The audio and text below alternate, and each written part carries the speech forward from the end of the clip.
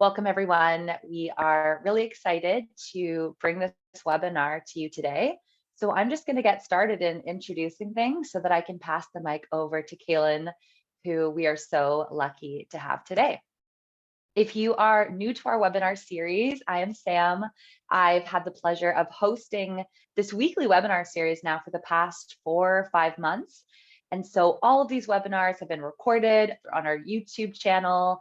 We've brought in amazing specialists and experts in different domains like Calen, who've come and put on this free content with all of you in mind.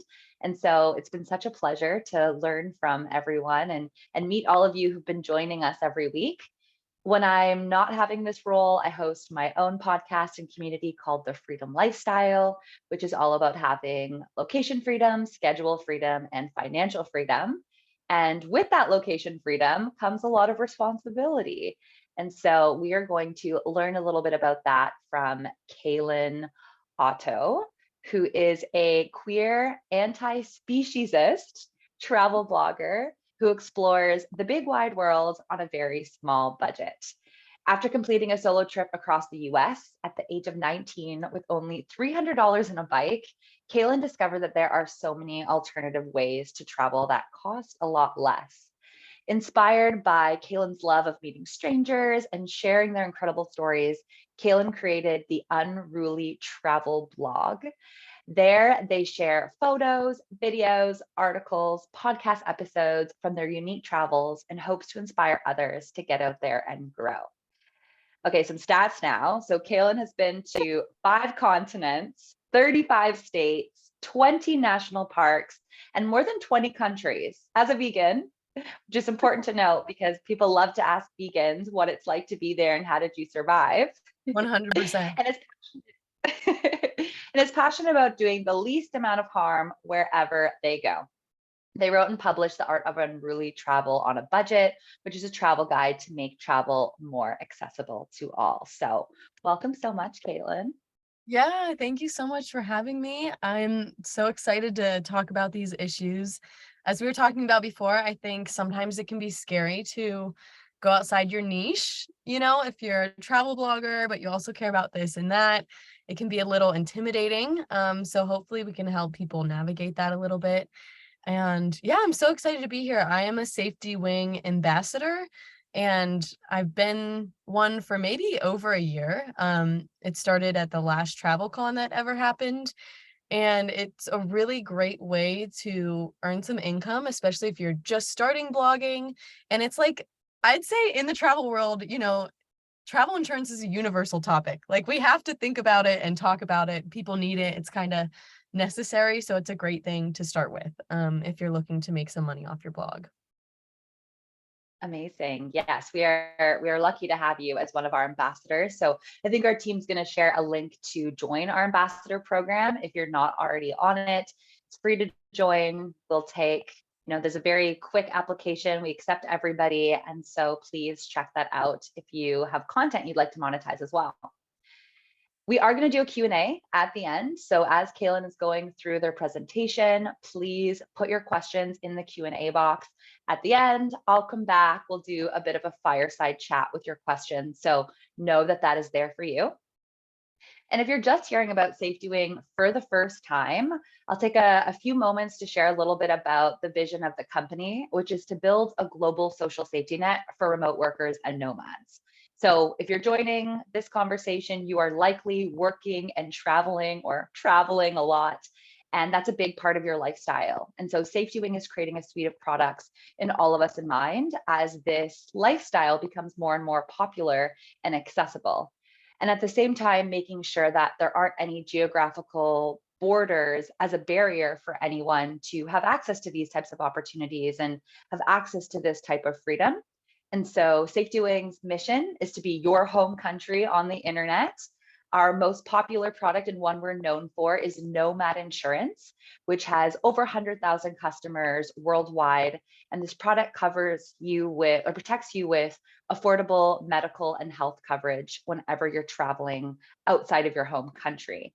And so this is one of the products as well that you can be an ambassador for.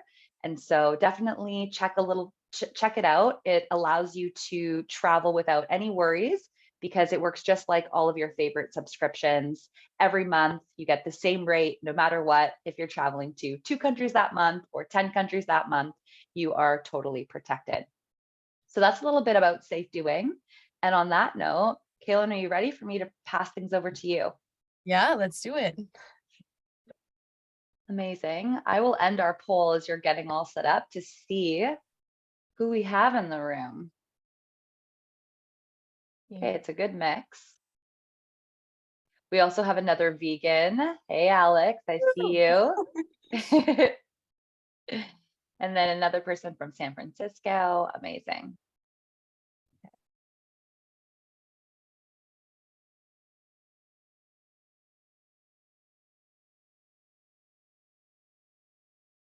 All right, I'm all set up and ready to go. Okay, that looks great. And you will see from your poll results, you have a very diverse group here. Okay. And so I look forward to seeing what you have to say about that. Yeah, this will be exciting. Can you tell me what the results were? I can't see them right now when I have Oh, this up. okay, good to know. So it's a mix. 50% of people have 1 to 3 main passions. 25% have 3 to 5, 17% only one, and only 8%, one person has just travel. Okay, interesting. All right, so hopefully this will be really helpful then in helping you kind of branch out with what you share about, give you the confidence to do so, and like talk about the logistics of that as you're trying to grow your blog. So thank you everyone for responding to that. I feel like I have so many interests and I always feel like I'm the only one. So it's just such a good reminder that like we're all multi-passionate beings, and everyone has something really cool to share.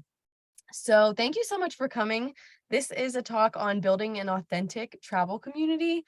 And through this presentation, we're going to talk about a few different topics. I'm going to show you some examples of work that I've done that correlates to those topics. And if you feel like you're going to need to take some notes, you can always grab a pen and paper or be ready to type, because there are some prompts for you to start thinking about some of these issues that we are going to talk about. So my name is Calen Otto. My pronouns are they, them, and I run the Unruly Travel blog. And I should start off by saying that I started this blog years ago, and it started as like something with vegan in the name, and then it was Wonder Woman, and then it changed to this. And so yeah, over the years, my passions have really stayed the same, but how I present them has changed. So this is what I've learned throughout that process.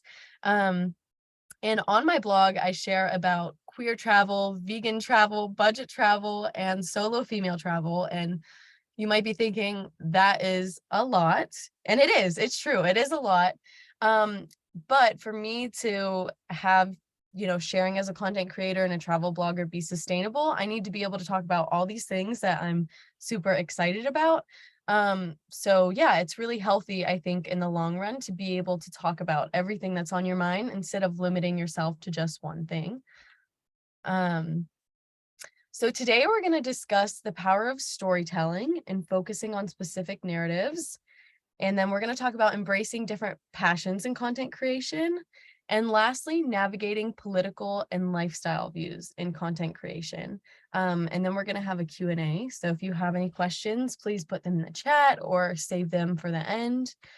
And just a little bit more about me so you can understand background and history. Here are some photos that I feel like describe me or give you a little peek into my life. So I've been to a lot of places by now. I feel like you have to throw that up for like travel credit for some reason to be like, I've been to all these places, I promise. And on my actual travel blog online, there's 6 different sections that I'm building up. 2 of them are already published. And I talk about some issues that maybe you think aren't related to travel by first glance. So I talk about my relationship to my body and how traveling has changed that over the years. I talk about gender and sexuality. I talk about veganism and eating. I talk about nature. I talk about activism and grief, and exploring all of those different emotions. And so, oh, and I talk about natural buildings because I live in a natural building when I'm not traveling. And if you don't know what a natural building is, it is a structure made entirely of natural materials. So when I'm not traveling, which is a lot of the time, that I'm not traveling, I am at home and I live in a house that's made of mud and materials that were gathered from our property. And when I travel, I go visit other natural building communities because it's really important to me to live in this sustainable world, to create a more sustainable world, right? Where we do the least amount of harm to everything around us. And so, yeah, natural buildings has come up for me, and I like to incorporate that into my travel now. So these are things you will hear about during this presentation. So why did my blog even start in the first place? How did all these passions come about? Well, when I was 19, there's a longer backstory to that, but I was an exchange student and I came back to the US and I really wanted to travel, but I didn't have a lot of money. I was just like a broke young person, but I had the travel bug and I wanted to go so bad. And so through just really weird encounters and brainstorming sessions, I decided that I was going to ride a bike across the country with no money, to see how far I could make it and to see if I could do it. And now keep in mind, I had no previous like hardcore biking experience. Before I left for this trip, I had only cycled 20 miles in one sitting. So I was like not a cyclist. I'm still not a cyclist. And I was like, yeah, I'm going to do this with no money. I ended up taking $300 Visa gift card with me because my mother made me at the last second. But I decided that I was going to work for everything that I needed as I went across the country, because I just heard that there was some woman out there, and I've never verified if this was true, that did it, that just worked for everything she needed, and she traveled with no money. And I was like, someone can do it, so can I. So I do want to mention that I did have a lot of privilege during this trip, being a white person. And at that time, I didn't really know a lot about gender. I didn't realize I was non-binary, and I also just look like a cis person. So there's a lot of privilege that I had that kept me safe during this trip that other people might not experience. So I just want to mention that because it's missing white woman syndrome is definitely a thing where if a white woman goes missing or something happens to them, it's all over the press. And if a woman of color, something happens to them, it's not really widely shared as much. And so, yeah, that's something to keep in mind as I share this story. But I ended up doing it. I did go across the country. I did not bike the whole thing. I end up having some really wild and amazing adventures where I'd like ride share with people, or people would want to give me a ride, or I'd go off the trail and stay with them for a week. But this was my route.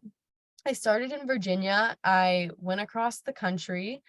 And as you'll see, Hawaii is also on the route because I ended up going to Hawaii, which was never, ever in my dreams for this trip. I had actually, before this trip, never been anywhere west of Kentucky. So all of that was new territory for me. I grew up in Ohio, so it was like I had been to Ohio, Florida, out of the country for a year, and that was it. So this was pretty big for me. So here are some pictures just so you can get a little idea of what that trip was like. This was the tent that I stayed in every night. And this was my bike that I was going across the country with. And these are some of the lovely people that I met. This was an extremely challenging trip. I was battling with depression at the time and anxiety, which I still kind of battle with today. And so it wasn't all lovely. There were some really hard times on the trip, and I'm going to tell you about those times. So here's a few more pictures of folks that I met, and I'm going to tell you two stories from this trip because we're going to use them as an example on how to create content in the first part of this presentation, in the 3 parts. So if you look at this picture where my back is like destroyed, it's kind of blurry because this was when I was 19. I'm 27 now, and I had a really small iPhone with not good camera quality, and so I was not documenting this trip like I would have now. But basically, in the first week of this trip, I ended up meeting this person right here. I had a really hard day. It was like the second day on the trip, and I was following actual paper maps, the Transamerica Trail maps. And I ended up getting into like a rural part of the state that I was in Virginia, and the signposts were missing that I was supposed to be following. There was no service. There was like, a bunch of houses spread out with like no trespassing signs and dogs. And I started to get really freaked out because I couldn't go up and ask anyone for help. And eventually I ended up hitting an emergency button on my phone and getting picked up by a police officer, which I would not do that now. And that takes a big amount of privilege, who dropped me off on the side of the highway, and biking on the highway is illegal in most states. And so I was just having this horrible start to the trip. I was like, I knew I shouldn't have done it. I have no idea what I'm doing. So there was a big outlet store that sells furniture. And I just parked myself like on the side of the highway at this shop on one of their chairs, and I got on Tinder, and I was flipping through Tinder, and this guy popped up that you see in this picture, and he had already biked across the country. Actually, I'm so glad that we both swiped right or yes on each other.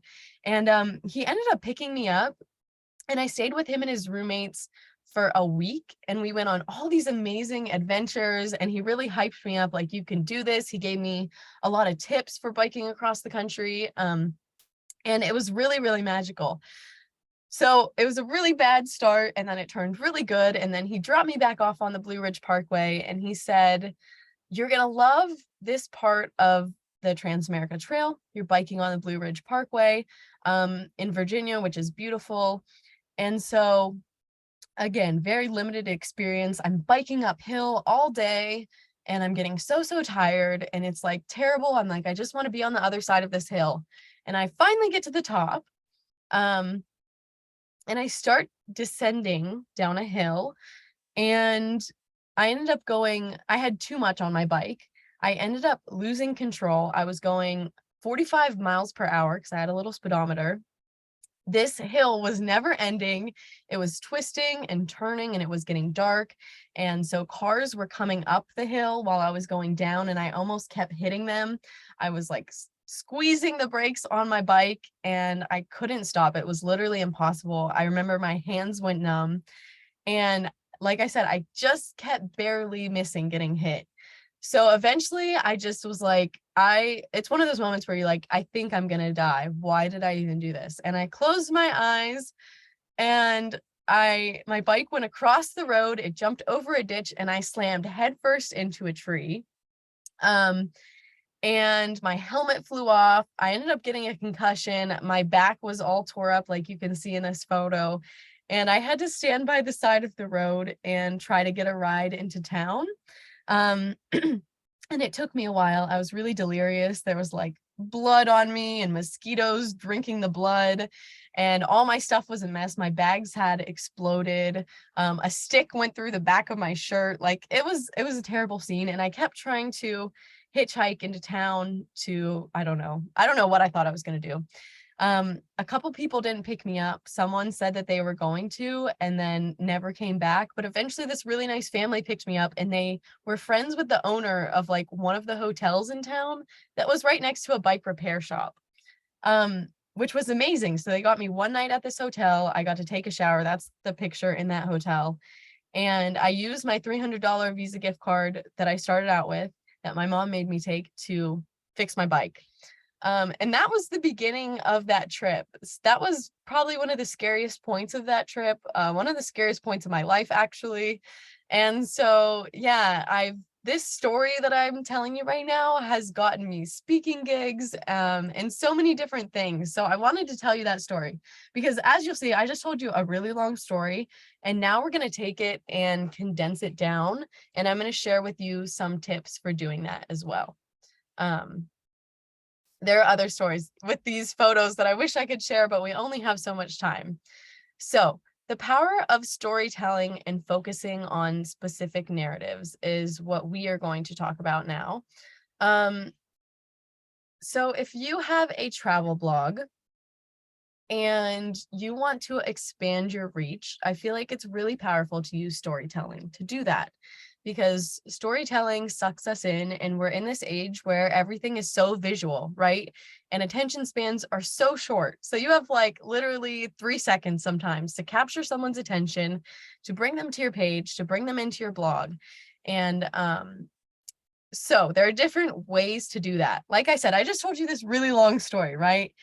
Now I'm going to show you different ways that you can reduce that really long story, that really big experience, into something really small to capture people's attention.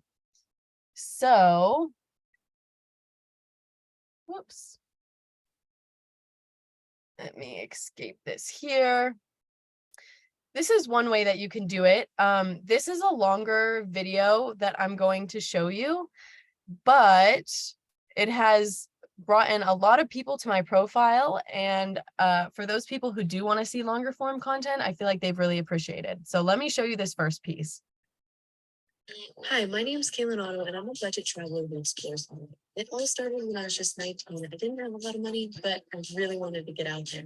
So I grabbed a bike and decided to use Craigslist rideshare and hitchhike across the US. I would dumpster dive, work for food, or do exchanges along the way. And I slept wherever I could, in my tent, on church benches, or random people's couches. I met so many incredible people that changed my life. Sometimes I felt like I was on top of the world, but it was really hard and I wanted to give up. I eventually made it across the country and went to Hawaii. I now teach people how to travel just like this. Okay, so there is one example of how you could share this story. And here's the second example of me sharing this bike crash. And this has been like a really popular video that I guess people are really like, I want to know more. So it's drawn people into my profile. Old unrefrigerated. Okay, so that's a really incredibly short video, right? I tend, let me get my thing back up. I tend to really draw things out. I like long form content, so that was really hard for me to make. But those are two examples of how you can take this really long story, make it small. So some storytelling tips I want to share with you, because you might not know where to start with storytelling. You might be like, I'm a travel blogger and I tell stories about the destinations that I go to, which is great, but we want a story about you, like as a person for your blog. Why did your blog start? What do you want people to remember about you? So the first thing you have to ask yourself is, which experiences have I had that have been exciting, have been scary, have been traumatic? And you're going to draw on those in your storytelling. So, for me, this bike trip across the USA is like the biggest story that I tell because it's the foundation for my blog. And then I tell this bike crash story a lot because it was traumatic, and it leaves people wanting more. They want to know what happened. Did you keep going? Oh my gosh, like I want to hear the rest of this story, right? And this is a great reminder that not every story that you tell on your social media, on your blog, has to be new. You can draw on stories from the past. So like I said, I'm 27 now. This happened to me when I was 19, and I am still talking about it. And I don't feel ashamed for that in any way, because it's such an interesting, unique story that people still get excited about it. So draw on stories from your past. And even if you were doing this said story in an age where you didn't have a great camera, you weren't blogging, it doesn't look great, you can see that I've used these old pictures as ways to create content, even though it's not as glamorous as some of the things that I would share now. And then lastly, don't be afraid to tell these stories in multiple different ways. So you might be like, oh, I've already shared this story it's gone. I'm going to put it into the archive. No, share the story in different ways. When you see a new trend come out, think, how can I apply this really important story to that trend and go with it? Okay, so keeping people engaged and connected with your content. So that story, who you are, why you started your social media or your blog or your travels in the first place, pin that to the top of your profile. So on Instagram, when people come to my profile, they can immediately click on that. They know who I am. They know why I started my blog, and it's an exciting story. So they're like, I want to stick around to find out more. So really think, like, what do you want to be known for? And those should be the top things that you have pinned on your Instagram profile.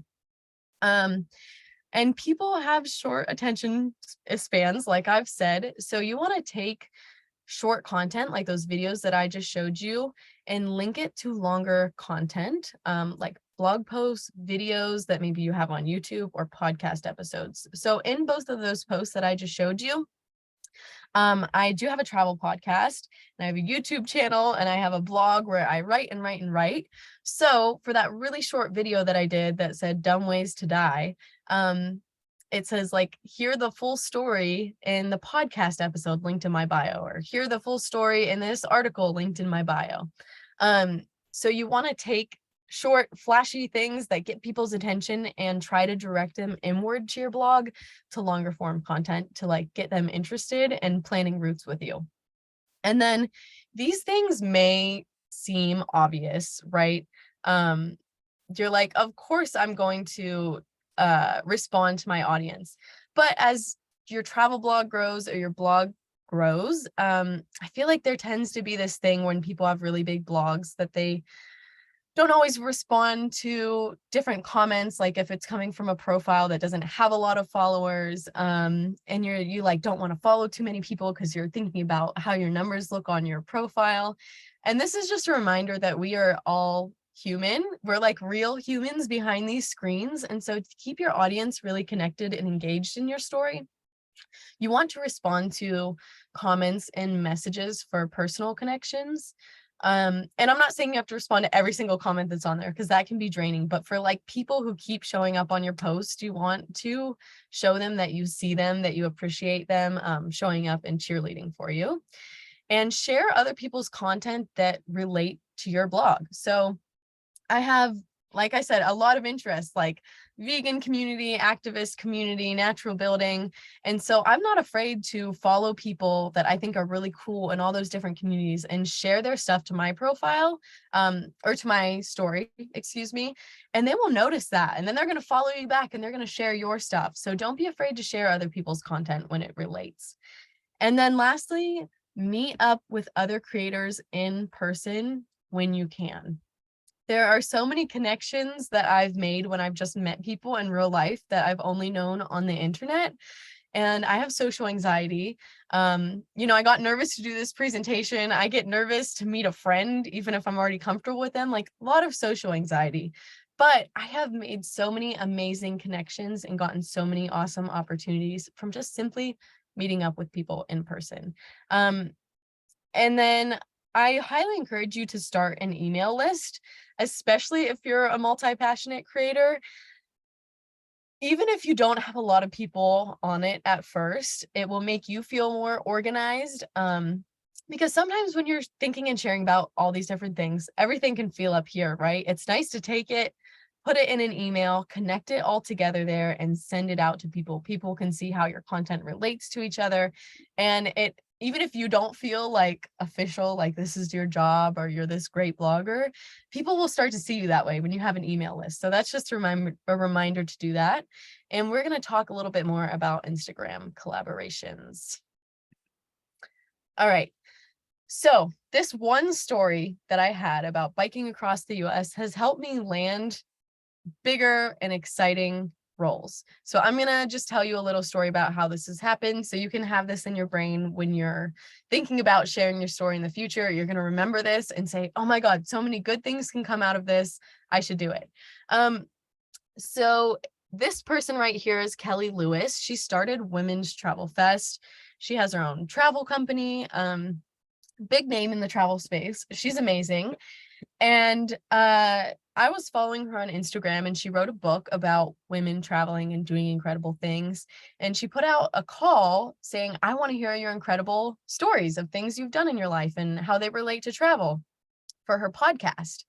And so I told my story again. Like, I'm kind of sick of telling this bike story, but like, it's just so necessary. So I emailed her and told my story again. And she was so intrigued. She had me on her podcast, and she was like, and I told that crashing story of my bike trip. And she's like, you need to speak about this at Women's Travel Fest. So I landed a speaking gig at Women's Travel Fest in Portland, which is this picture here, my first like in-person online presentation, which also got me on a panel. And on that panel, I met the person who's now my agent, and I met some travel bloggers that I had never met in real life that I like, am like, oh my God, I love these people. I got to sit on stage with them. And then this person right here, Tracy, works, or she used to work for Match Group, like the dating app. And she asked me to speak on a panel with Gabby Beckford from Pax Light about queer travel, solo female travel, and safety. So she saw that I was sharing about queer travel and solo female travel, and she's queer herself, and she's like, I want you on this panel. That makes so much sense. And this was the highest paid speaking gig that I've had to date. And it was all because I shared that story. And then last year, again, I spoke at Women's Travel Fest on sustainable travel, which is a whole separate topic. And so this is just an example of how sharing your story can take you to incredibly new places. All right, so here's, if you have like a paper and pencil around, I want you to brainstorm a little bit. And this will be shared online later, so you can always come back to it. But if you've had trouble identifying your own story, here are some points that I want you to think about. So why did you start sharing about your travels in the first place? Is it because you love travel so much? You thought it was a good way to make money? I don't know. What got you to do that? That's something great to reflect on. Like, why did you feel the need to take your story and share it with the world when there's so many stories that are already out there? 2, what do you want to be known for? I want to be known for all of these things. For vegan travel, for budget travel, for queer travel. I want to be known for all of it, right? So I keep sharing about all of those things, but maybe there's just one thing you want to be known for. What is that? What unique identities do you have that impact your travel? So I'm female. I mean, that's not the most unique thing, but it's a whole niche. We're a whole group. I'm queer, I'm non-binary, and pansexual. So those impact how I travel. I'm vegan, which definitely impacts how I travel. So try to put those different things that you have in a group and say, yeah, what makes my travel a little different from this person's travel? And then again, what was the scariest thing that ever happened to you while traveling? What's the scariest thing that ever happened to you in your life? How does that impact how you travel now? Did it inspire you to travel? How did you bounce back? People love a good story about how you came back from that really hard thing. They want to know what happened to you so that they know how they can move forward in the future too.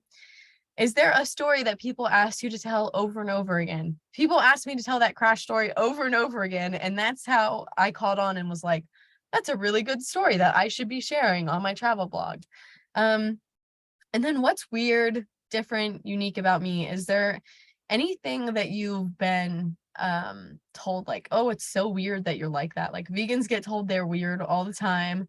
I got made fun of back in middle school. I definitely got made fun of for my body a lot, and always felt like different things were weird about me. And so now as an adult, working through the trauma and processing it and seeing how it relates to travel, that's something that I share about, and I have that perspective. So just some things you can think about when identifying your own story. All right, we're moving on to the next part, embracing different passions and content creation. So if you look at my Instagram right now, this is what you will see. And that might stress some people out because they're like, this kind of looks like it's all over the place. But for me, that's what I want. So if you look at it, if you glance at it, You're going to see vegan travel. You're going to see queerness, these two posts. This is a post about off-grid living, because I do that because well, one, because I feel like I need to for the earth, but two, it helps me save money so I can spend more money on travel. And people may say, like, you should only focus on one specific thing. And if you strongly feel that way, great, good for you. I know people who do it and they're like wildly successful. But I also want to say that you can be successful sharing about multiple different things. There's so many big people on Instagram that have lifestyle blogs now. And essentially that's what they're doing. They're sharing about their life, all their different passions. And you'll see that there's different seasons on their blogs where they're sharing more about one thing versus another. And I wanted to show you the account insights for my Instagram account, because I took this right after I had posted all of these different things about all of these different topics that do relate to travel. And I reached a lot of accounts and I got a lot of followers from it. So I felt like that was important to share. And I just want to remind you that we are multi-talented, complicated beings. And it's totally okay to bring that into your content creation. It makes it more authentic. For me, it helps me realize, like, oh my God, we're all human. It doesn't matter how many followers you have or how many press trips you get. We're all human. You know, we all are very dynamic. So bring that into your content creation when you can. And if you are multi-passionate, it will be more sustainable for you long term to share about multiple passions and not just one. If I've tried before, I've gone through different phases of my blog where I'm like, I'm just going to share about budget travel. And it feels like I'm like this and someone's trying to fit me into a box like this. It just doesn't feel right. I don't like it. I don't feel creative. And I feel like I'm creating someone else's version of my blog, and I don't want to feel like that. I want to do my version of my blog. And it might take a little longer to grow your blog if you're sharing about all these different passions. That's true. But over time, you will reach a wider audience, and we're going to talk about that too. All right, so we're going to dive into this topic to show you an example of how you can weave one topic into travel, or whatever your main topic is. For me, it's travel. Veganism is over here. People are like, they're not related. What are you even talking about? Why does it matter? So I'm going to show you how I show people that it does matter and they are related. So like I said, I have different sections of my blog. I have a whole one dedicated to unruly eating and veganism. And so I wanted a space where people could see how they are connected and why it matters. And so I have this article that is like, if you're traveling, this is why you should be vegan. And so for that, I laid the groundwork. I want us all to be in one place, right? Why do we travel in the first place? I came up with these 4 different reasons why I think most of us travel. I think many of you would probably agree, to have fun, go on new adventures, enjoy the great outdoors, learn more about other cultures, and to just become a better human. These are all reasons why I travel. And when I've taken polls on my social media, other people have expressed the same.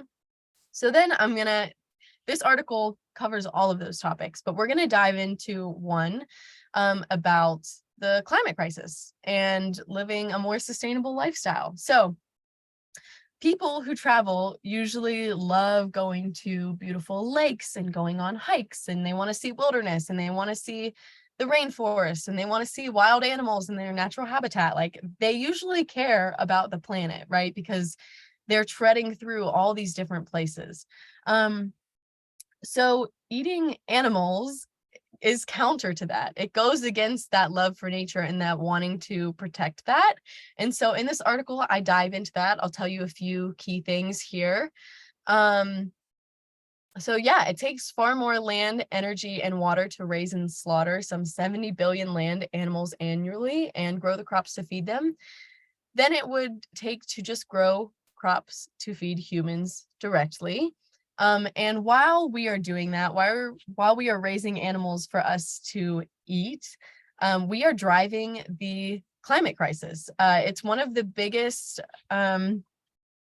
polluters of water, of air, of soil, and livestock, animals that are used for human exploitation for food, already take up 80% of global agricultural land, yet they produce less than 20% of the world's supply of calories.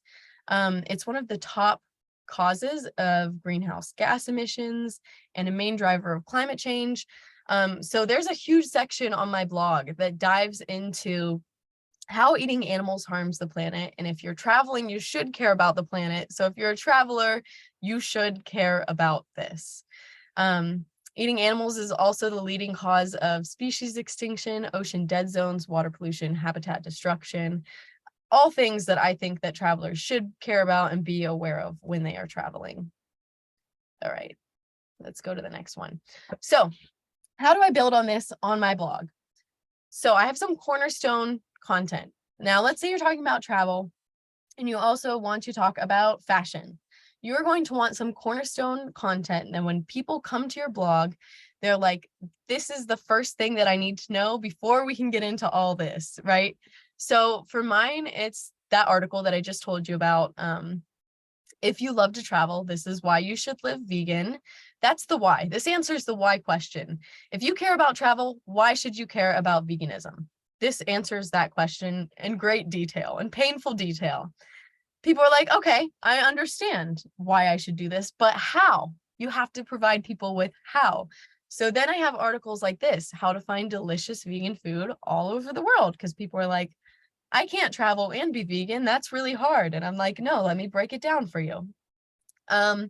So you want cornerstone content that answers why and how.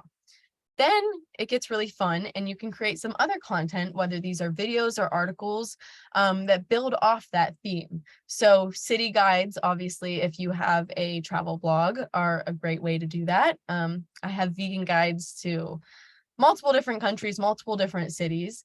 So say you're passionate about fashion, you would have different fashion guides for different climates or different cities and different things like that. Another topic that you can tackle is why not? So I'm telling you why you should do this thing. I'm also going to tell you why you should not do other things. So in this article, I talk about what's wrong with zoos and circuses and other places where humans use non-human animals for exploitative purposes. So you can also tell people what not to do. That's great content too, because when I look at SEO stats on Google, people search, are zoos bad? Are circuses bad? I want to be there to answer that question. Lastly, other common concerns, whether you care about traveling or you care about animals. Most people do care about plastic in the ocean. They do care about plastic straws being in the ocean, and they care about sea turtles. So look around. What's a common concern that even if people don't agree with you, you can all get on board behind, right? So I have this article called Are Plastic Straws Bad? And it really goes into how fishing is the #1 cause of pollution in the oceans, why you shouldn't eat fish while you're traveling or at home, why you shouldn't go on fishing trips, etc. So I took a common concern that everyone has and boiled it down to travel and veganism again. So these are some things you can embrace. Why, how, different guides, why people shouldn't do something, and try to pull on common concerns. All right, growing a multi-passionate audience. So this can be kind of hard because some people are just not here for it. They just want to hear you talk about one thing. They don't want to hear you talk about all these different things.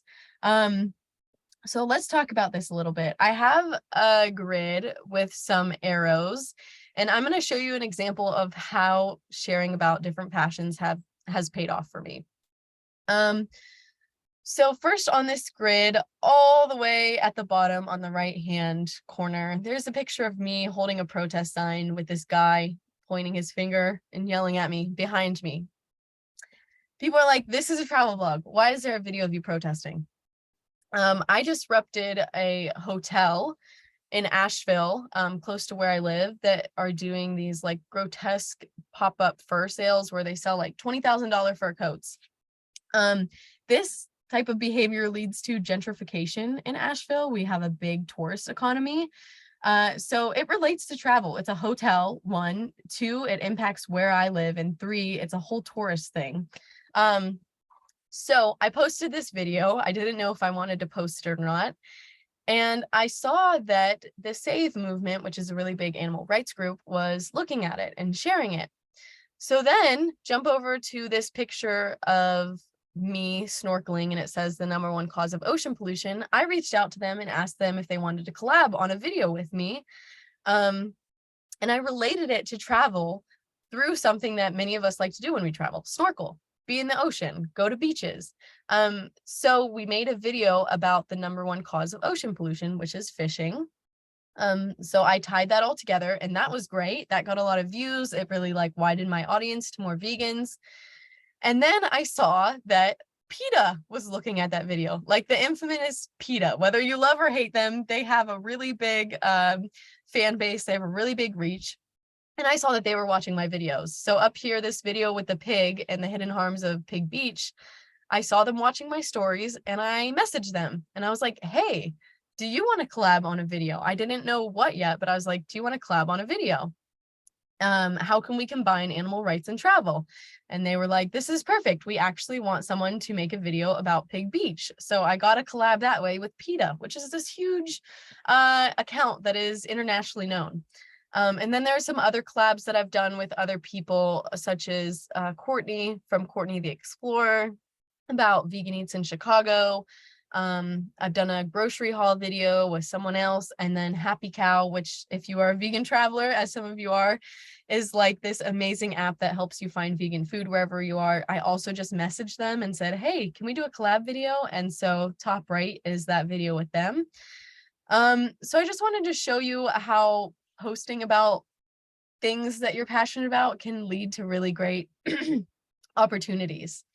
So the next thing we're going to talk about is paying attention to what content does well where. Because if you're sharing about multiple things, not everything is going to do well on every platform. Now, Instagram is my main platform, but I started posting on TikTok too and growing that audience. And I noticed that my homesteading interests, off-grid living interests, did way better on TikTok, and travel does way better on Instagram. So I'm definitely playing into that. So just start to notice, if you're sharing about multiple things, what content does well where on what platform, and lean into that. And then I'm trying to get those people who are following me on TikTok to join me on Instagram. And I'm trying to get those people who are following me on Instagram to join me on TikTok. So try to get your audience to join you everywhere. So to do that, you want to keep linking back to your other platforms and social media. I have the link in bio thing that has all different posts. And I share a video on Instagram on maybe Wait a Day and share it on TikTok. And then on both of them, I say, click on the link in my bio. And so that post is there on both of them. I don't have to have 2 separate links. And it's like a way to cross-pollinate the 2 different platforms. And don't be afraid to collab with people who share some of those same passions, even if it's not your #1 passion. Like, budget grocery shopping is not my #1 passion, but I got to collab with a really cool person and build on that relationship. And I'm a big budget grocery shopper because it helps me save money to travel. And I really believe in food sovereignty. So yeah, I have shared about that too. All right. So, like I said, TikTok, I do well with this. Instagram, I do well with that. What do I do? First of all, TikTok is really chaotic. So embrace that. Embrace that. And that's a great place to start sharing different passions that you have and see how they do, see how they're received, and kind of get those juices flowing. And when you are posting these videos, you do want to do a quick mention on how whatever topic you're talking about does relate back to your main topic, which for me is travel. So if I do an off-grid living video, I always mention that I love living off-grid because I care for the planet and because it saves me money on rent. Like, my rent is 0. So I can save that money and travel more. Respond to comments. Obviously, we talked about that a little bit earlier. Ask people to click on the link in your bio and sign up for your newsletter. It can be a slow process, but I literally just ask people when they're really interested and they keep commenting on my video. I'm like, Listen, I don't want to repeat this all over again. Please sign up, link in my bio. And then lastly, for TikTok and Instagram, if you see one video is doing really well, for better or worse, maybe it's a lot of hate comments or maybe people love it, take advantage of that and do a response video like I've done right here where I'm answering a question, because those tend to do really well, especially if you do it on TikTok. Then you have your viral video, you have the comments, and you have those videos linked in the comments. So a lot of people are going to see them. You want to do that within like the first 2 to 3 days of that video going viral. And then just, I wanted to show you these videos as an example. So if it has a sun on the video, these are all videos from TikTok. It's a natural building, off-grid living video. If it has a plane, it's a travel video. You can see my travel videos. They're okay. They don't do super well. The off-grid living ones, they do really, really well. I'm almost up to 10,000 followers on TikTok.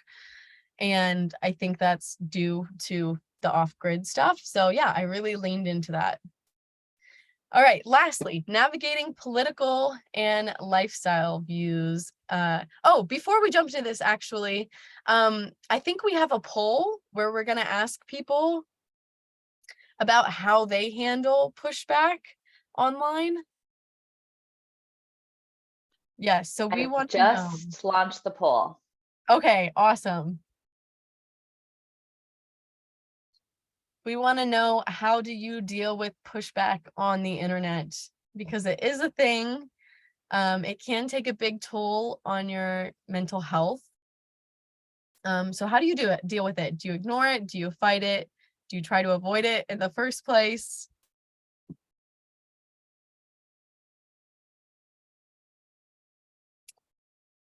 Let's see. Ignore it. Most people fight it.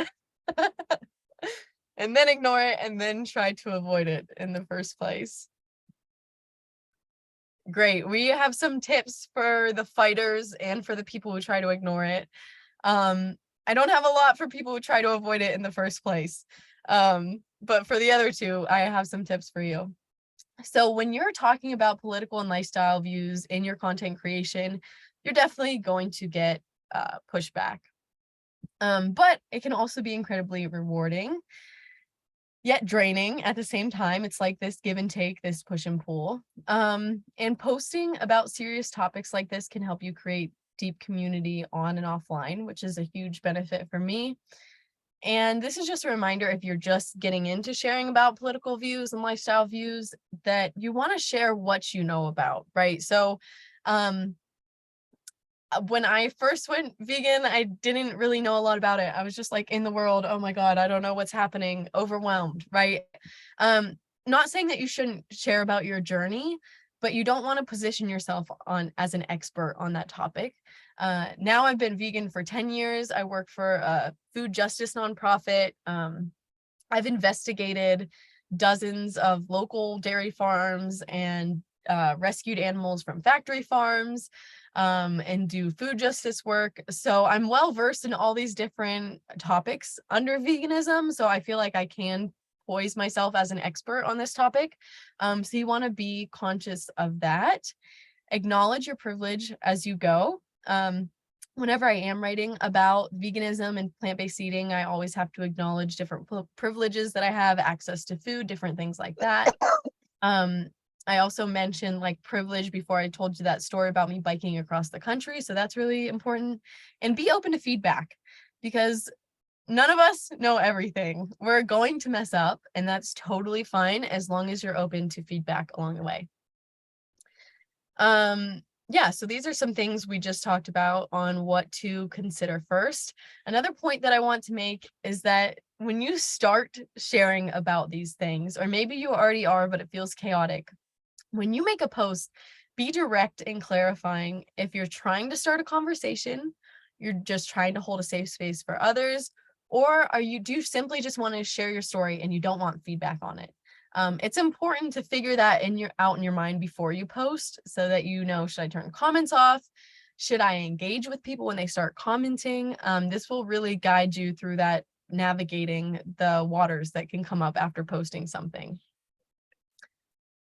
All right, so Here are some things that I wanted to show you how I incorporate political and lifestyle views into my content creation. You can do education and inspiration, which some people did not find that inspiring. This video of my protest, some people do. These types of actions inspire me. So that's one type of post you can make. In this video, I educate people about the harms of fur, and in the caption of the video, I educate people about the gentrification that's happening because of hotels doing things like this. Personal story and open discussion is another type that you can do, where you're sharing something personal. Like in this post, I shared about how travel really helped me realize that I'm queer. It opened up a whole new world for me, and I connected the two together. And I created, because it's Pride Month, I was like, I want an open discussion. So I want your comments and questions about gender and sexuality and how they relate to travel. So we're gonna come back to this to talk about the other, whoops. We're gonna come back to that to talk about the other two videos. Let me get this back up here.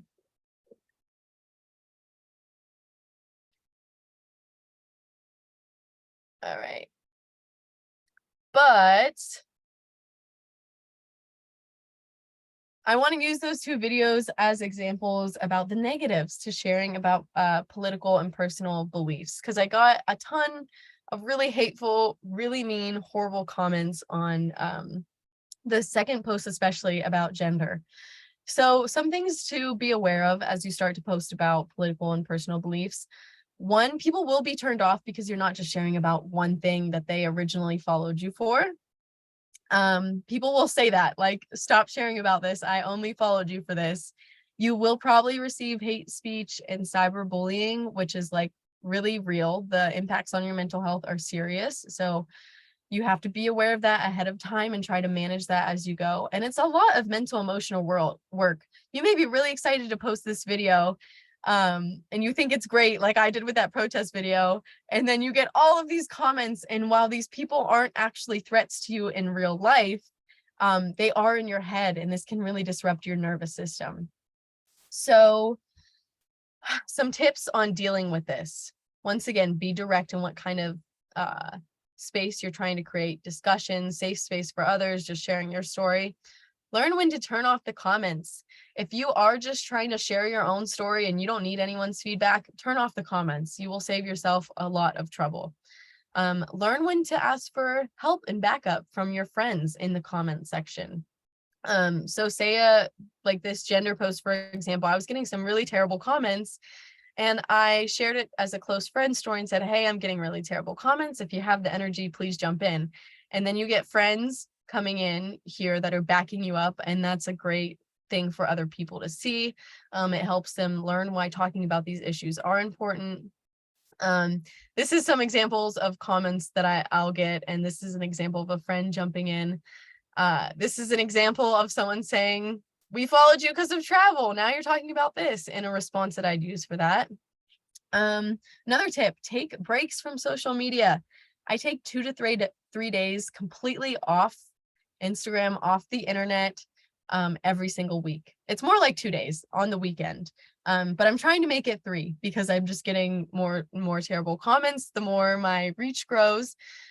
So try to schedule that in as much as possible and be in the real world with people you love, people who love you, where you're having positive experiences, and your nervous system will reset and be like, oh, this is the real world. Like, I'm actually fine. Block people like it's your job. If you want to. If you don't want to block people, remember that their comments, whether they're hateful or not, are boosting your post in the algorithm. And sometimes I comment that back to people. People will leave like a really mean comment, and I just comment, hey, thanks for boosting my post. Every comment helps. And then, yeah, if you're in therapy or you've done this work before, putting up a mental, emotional energy shield, even if you're just visualizing it, can help when you're replying and looking through these comments, because the pushback can be serious. All right. And the positives to sharing about personal and political beliefs. So here are two posts that are loading that I got really good feedback on. Maybe they're not going to load. One is instruction and education about should I ride a camel or a horse or an elephant? Really, should I ride any animal? This is like a whole slide thing that you can click through and read why you shouldn't do that. So these are instructions for people when they're traveling, what to do when they come across this moral dilemma. Should I ride a horse? Should I not? And it's education on why they shouldn't. And then another type of post you can do is reflection and representation. So here is a Queers in the Country video that I posted from this queer van life meetup that was amazing.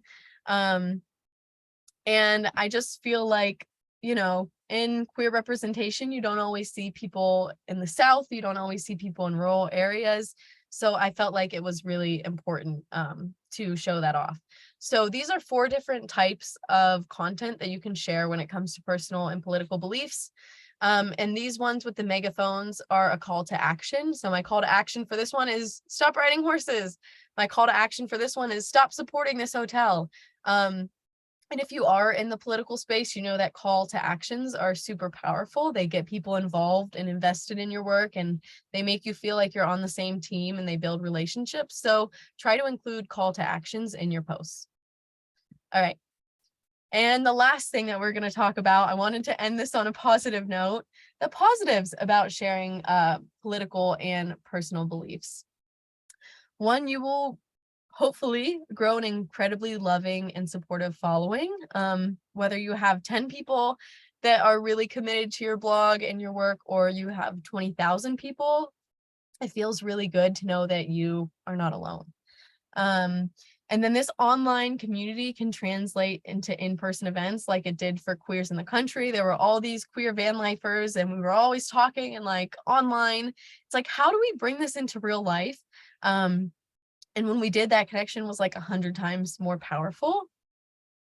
Another positive is that people may have started to follow you to learn specifically about travel or your main interests, but they also get interested about other things in the process. So multiple people have told me, oh, I started following your blog and then I went vegan, when they were only interested in travel because they saw the arguments that I laid out. They really liked my travel stuff. So they're like, oh, I guess I'll stick around and learn about the vegan stuff too. So that can happen to you.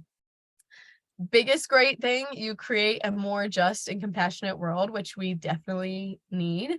And lastly, when something is like a niche issue, it's really small. It's easier to become an expert on that issue because there's hardly anyone that's investing so much into learning about these different topics and how they intersect. There's only so many queer vegan travelers that travel with like almost no money out there. And so it's a really unique position that I hold to be able to feel like an expert in all these different fields. And so this is just, I wanted to post like some really positive comments that I've gotten about posting about personal and political beliefs, about people who are like, thank you for being representation. I loved hearing this. I relate to you. It forms a really, really nice bond.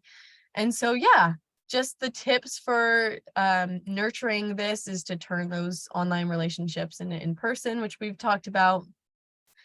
Ask people what they've learned from you, and ask for positive feedback.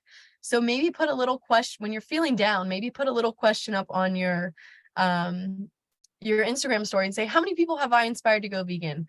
Or how many people learned about gender from me? So when you have all these really negative comments, you can feel like you're not really changing anything, but there's all these people silently watching your posts and learning and internalizing what you're saying. And not all of them are going to come up to you and say, hey, thank you so much. So trying to pull that out of people every once in a while is really great for your own mental health. Celebrate those wins when you are changing things in the world, when you are making a positive impact. When a topic feels right, dig into it.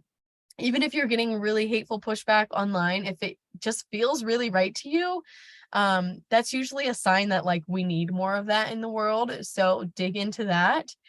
And last, I wanted to say that representation totally matters. So thank you for being you. Thank you for sharing about your unique experiences. And I hope that this last part of the presentation has inspired you to share some things that are a little more personal and some things that may create a little pushback. So thank you so much for watching. I'm really excited to hear if you have any questions and how I can answer them. So I will stop sharing my screen.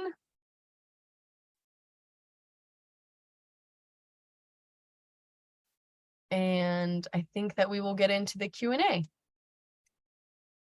Amazing. Thank you so much. That was a lot of content. Do you need a sip of water? How are you feeling? Yeah, I'm like, I should have had water in here. My throat was going dry a couple of times. Yeah, no worries. I know we are over time, so some people have left, but for those of you who are still here, if you have a question for Calen, please drop it in the Q&A or the chat box.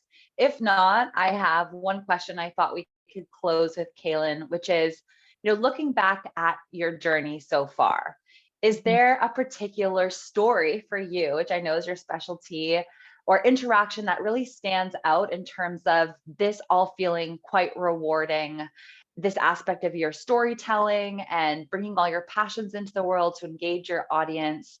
Any highlight that you want to share with us that was particularly meaningful for you?